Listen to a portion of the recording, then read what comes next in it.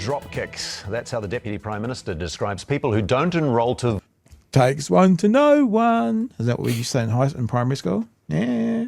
vote ahead of time.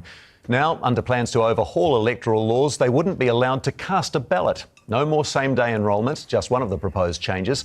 The opposition says it could see tens of thousands miss out on exercising their democratic right. Abby Wakefield reports. Who votes in an election and how you do it is getting a shake-up. Hey, look, today we're announcing changes to the electoral law. Among the changes are closing enrolments 13 days before election day. We used to be able to get an outcome of the election in 2 weeks. It went out to 3 weeks, and the advice I've had is that if we do nothing, it'll be longer than that, pushing into 4 weeks. And so I knew he was going to say that. So I've gone to the official results. November the 3rd. When was election day? Last weekend in October?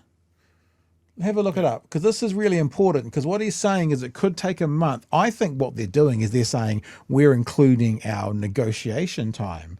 2024 election date? New Zealand election. So, sorry guys, I should have had this before, but I just thought of it. Help me out here. This is, oh, there we go. So it was the 14th of October, 2023. That's right, isn't it? Yeah, 14th of October, 2023. And the results are out November the 3rd, the final tallied. So it's 2 weeks.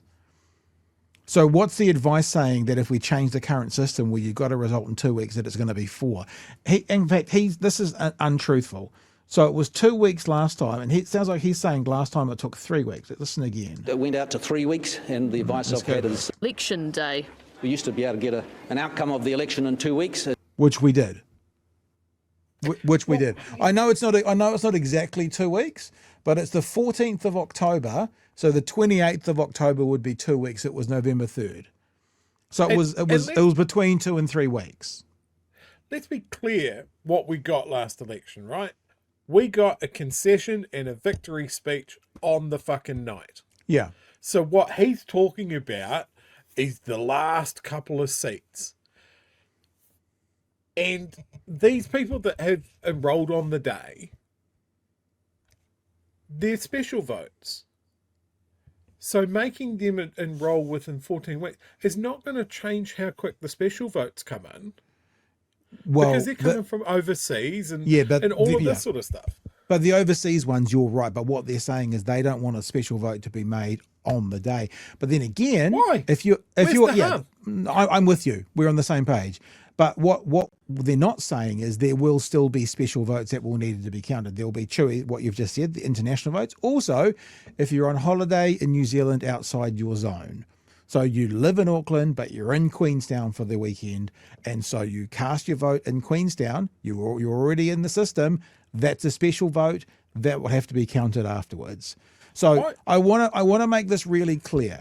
He's saying it used to be 2 weeks, like back in the 60s, and this time around it was 2.5 to 3 maximum. And there's still going to be special votes. So all this is about is hindering people who register on the day and cast their vote on the day. And Chewie, are you aware, are we not clear what the majority of those people, what political persuasion they tend to have? Far, far more to the left of politics than to the right of politics. So this government is making the democratic process harder for some people. And it's very clear in the research, though some people will make up a bigger portion of left voters than right voters. So this is a cynical move that doesn't need to be done for a government wanting to hold on to power. How are they going to get the next election, Chewie? Maybe they're trying to find the way, how they're going to win the next one, to hold on the power by disenfranchising some people's vote. Yeah. End of story.